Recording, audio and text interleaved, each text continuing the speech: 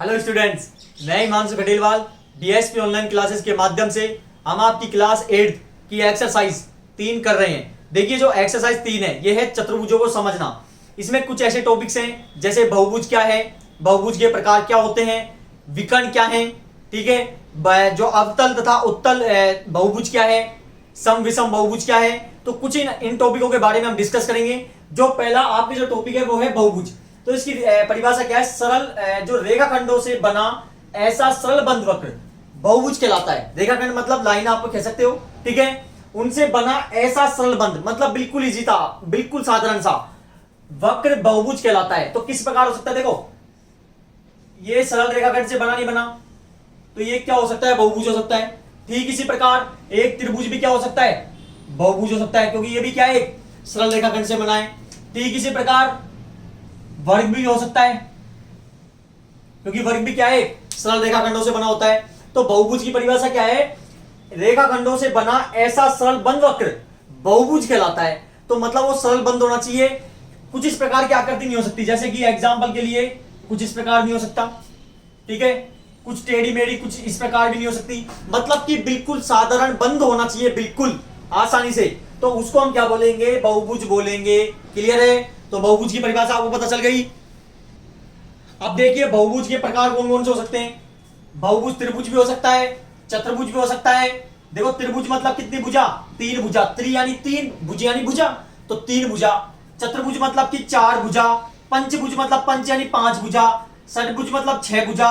सप्त यानी 7 भुजा। अष्ट में 8, 9 में 9 और 10 में 10। तो ये क्या हो सकते हैं? बहुभुज के प्रकार हो सकते हैं, ठीक है।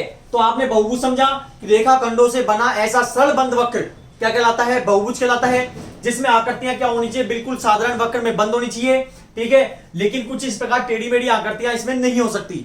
इसी प्रकार बहुभुज के प्रकार कौन कौन से होते हैं? त्रिभुज, चतुर्भुज, पंचभुज, षटभुज, सप्तभुज, अष्टभुज, नवभुज और 10 भुज। इन प्रकार के बहुभुजों में क्या हो सकता है? आ सकते हैं। और आपको ये तो पता ही है कि इनमें भुजा कितनी होती है। क्लियर है? अब देखिए, विकर्ण, जिसको इंग्लिश में डायगोनल बोलते हैं। किसी बहुभुज का विकर्ण उन्हें किन्हीं दो शीर्षों को जोड़ने से प्राप्त होता है। तो किसी बहुभुज, एक सपोज लो बहुभुज आयत है, ठीक है, यह आयत हो गया। तो किसी बहुभुज का विकर्ण उन्हें किन्हीं दो शीर्ष, तो दो शीर्ष देखिए, ये शीर्ष और ये शीर्ष, तो इन दोनों शीर्षों को जोड़ने पर हमें क्या प्राप्त होता है? विकर्ण प्राप्त होता है। तो ये शीर्ष ऐसे भी जुड़ सकता है, तो ऐसे भी जुड़ सकता है, ठीक है।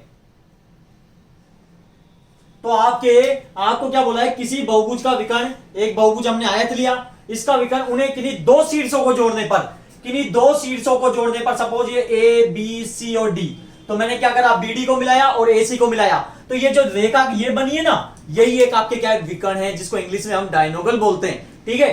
अब आगे देखिए, विकर्ण भी दो प्रकार के हो सकते हैं, एक अभ्यंतर में हो सकता है, एक परिभाग में हो सकता है। अभ्यंतर आपने समझा, ये अभ्यंतर कहलाता है। एग्जाम्पल के लिए एक वर्ग भी हो सकता है, ठीक है।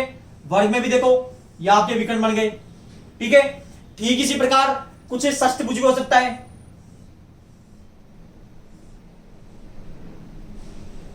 अब देखिए इसके विकर्ण कैसे बनेंगे। और विकर्ण आम से ध्यान रखना, सामने बनते हैं, ठीक है। कैसे? इसके सामने, जैसे ये विकर्ण बन गया, इसके सामने देखो एक ये विकर्ण बन रहा है, ठीक है। और देखिए इसके सामने ये विकर्ण हो गया, इसके सामने ये विकर्ण हो गया और ये विकर्ण हो गया। देखिए इसी प्रकार इसका विकर्ण ये हो गया। मतलब कि आपको क्या बोला है? किसी बहुभुज का विकर्ण उन्हें किन्हीं दो शीर्ष होने चाहिए, उनको जोड़ने से प्राप्त होता है। तो आप देखिए और इस प्रकार बन सकते हैं, ठीक है, ये बन गया, ठीक है। तो आप क्या होता है कि देखो, मैं शीर्ष को जोड़ा नहीं जोड़ा, तो आपके ये अभ्यंतर विकर्ण भी दो प्रकार के हो सकते हैं, एक तो अभ्यंतर, एक बहिभाग में। ये अभ्यंतर है, अभ्यंतर मतलब कि अंदर के भाग में। क्लियर? अब आता है बहिभाग। बहिभाग आप कैसे बन सकता है? सपोज लो एक आपके डायग्राम है कुछ इस प्रकार का,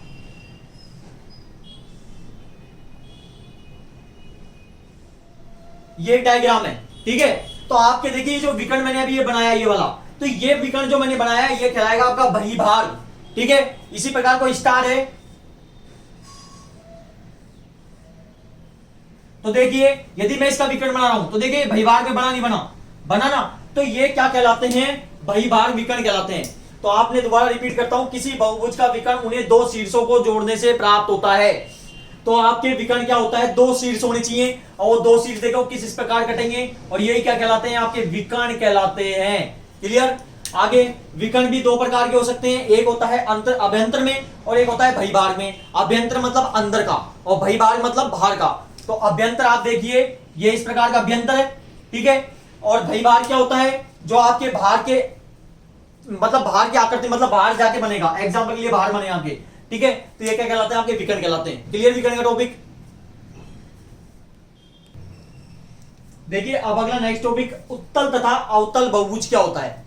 उत्तल बहुभुज ऐसी आकृति जो सीधी रेखा से बनी हो, बिल्कुल स्ट्रेट लाइन से आप कह सकते हो, तथा आमने सामने के शीर्षों से विकर्ण बनते हो। और विकर्ण आपको मैंने बताया था क्या होते हैं। एक चीज आपको ध्यान रखना है, सभी विकर्ण इसके अंदर होने चाहिए, मतलब कोई भी विकर्ण आपके डायगोनल वो बाहर नहीं होना चाहिए।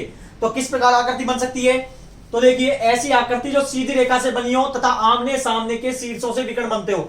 मैंने आपको कई आकृति बताई थी ऐसे। अब ये बताया था आयत भी हो सकता है, इसमें आपके वर्ग भी हो सकता है, पंचभुज भी हो सकता है, षष्ठभुज भी हो सकता है, तो ऐसी कुछ भी आकृतियां हो सकती है। और मैंने आपको बताया था, देखिए एग्जांपल के लिए आयत है, तो आयत में देखिए जो आपके जो विकर्ण है वो देखिए आमने सामने की भुजा से बन रहे हैं, वो शर्त पूरी हो गई। और दूसरी शर्त क्या है, सभी विकर्ण अंदर होनी चाहिए। तो देखिए दोनों विकर्ण है और दोनों विकर्ण कहां हैं, अंदर है। क्लियर। अब आगे देखिए अवतल बहुभुज, ऐसी आकृति जो सीधी रेखा से बनी हो, बिल्कुल स्ट्रेट लाइन से बनी हो तथा आमने सामने के शीर्ष विकर्ण बनते हो। यहां तक ठीक है, दोनों सेम है, लेकिन इसमें एक अलग शर्त है कि कम से कम एक विकर्ण आकृति के बाहर होना चाहिए, कम से कम एक विकर्ण। तो मैंने अभी एक आकृति बताई थी आपको, कुछ इस प्रकार की एक आकृति थी, तो आपने देखा था कि जो ये विकर्ण है ये बाहर बन रहा था, बना था नहीं बना था। तो आपके ऐसी आकृति जो सीधी रेखा से बनी हो तथा आमने सामने के विकर्ण हो, मतलब विकर्ण बनते हो आमने सामने शीर्षों से, तो कम से कम एक विकर्ण आकृति के बाहर होना चाहिए। तो देखो आकृति अभी ये है, तो इसके बाहर देखो मैंने विकर्ण बनाया, तो ये क्या कहलाएगा, आपके अवतल बहुभुज कहलाएगा। क्लियर है। अब देखिए अगला टॉपिक, सम तथा विषम बहुभुज क्या होता है।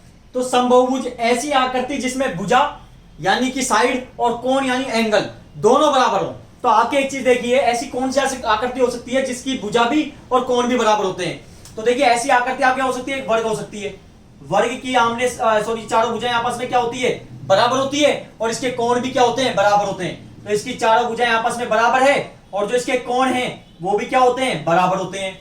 तो ऐसी आकृति जिसमें भुजा तथा कोण बराबर हो, वो क्या हो सकती है, वर्ग हो सकती है। और क्या हो सकती है, एक समबाहु त्रिभुज भी हो सकता है। कि समबाहु यानी क्या होता है, ऐसा त्रिभुज जिसकी तीनों भुजा और कोण क्या होते हैं, बराबर होते हैं। ठीक है, तो देखिए समबाहु त्रिभुज ये हो गया। ठीक है, जैसे सपोज ये 6 सेंटीमीटर है तो ये भी 6 सेंटीमीटर है, ये भी 6 सेंटीमीटर है, और प्रत्येक कितने डिग्री का कोण बनेगा, 60 डिग्री का कोण बनता है समबाहु त्रिभुज में। प्रत्येक कोण होता है, क्योंकि त्रिभुज के 3 कोण होते हैं और तीनों कोणों का टोटल कितना होता है, 180 डिग्री होता है। और प्रत्येक जो एंगल जो बनेगा वो कितने कितने डिग्री का होगा, 60 डिग्री का होगा। तो देखिए भुजा भी बराबर और कोण भी क्या हो, बराबर हो, तो ऐसा बहुभुज क्या कहलाता है, समबाहुभुज। सम यानी समान। अब अगला विषम बहुभुज, ऐसी आकृति जिसमें भुजा व कोण बराबर नहीं हो, मतलब जब साइड और एंगल दोनों ही बराबर ना पाए जाएं। जैसे एग्जांपल के लिए आयत, आयत में देखिए भुजा क्या होती है, भुजा क्या होती है, देखिए जो भुजा है वो तो ये आमने सामने की बराबर है, लेकिन कोण भी क्या है। देखिए एक चीज कि ऐसी आकृति जिसमें भुजा या कोण बराबर नहीं हो, तो देखिए एक चीज आप देखिए भुजा बराबर नहीं है, क्योंकि इसकी आमने सामने की भुजा बराबर होती है, मतलब इसके समान। जैसे 7 सेंटीमीटर है तो ये भी 7 सेंटीमीटर होगा, और ये 5 सेंटीमीटर तो ये भी 5 सेंटीमीटर है। तो देखिए सभी भुजा क्या है, आपस में बराबर नहीं है, तो ऐसी आकृति क्या कहलाती है, विषम बहुभुज। और आकृति भी हो सकती है। एग्जाम्पल के लिए